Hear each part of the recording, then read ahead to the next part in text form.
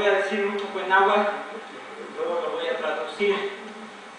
Chimalpain decía: Inquexquixcao, Maguisema náhuatl, Aquixpolihuix, Inteyu, Inicahuaxca, Inhueyartetepet, México Tenochtitlan. Quiere decir que mientras permanezca el mundo, no acabará la fama, cultura y gloria de nuestra amada México Tenochtitlan.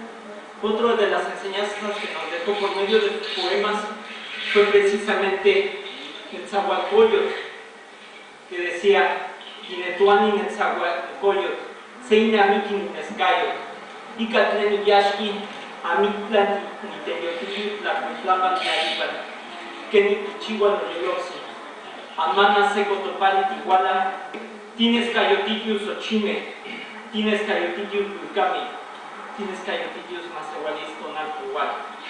Esto quería decir, él se preguntó a sí mismo y decía: yo en el Zahualcóyotl le pregunto, un recuerdo dejo, ¿cómo he de irme? ¿Cómo ha de actuar mi corazón?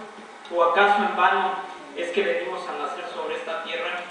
Al menos dejemos flores, al menos dejemos cantos, al menos dejemos nuestros movimientos solares o nuestras danzas, porque solamente una vez está en esta tierra.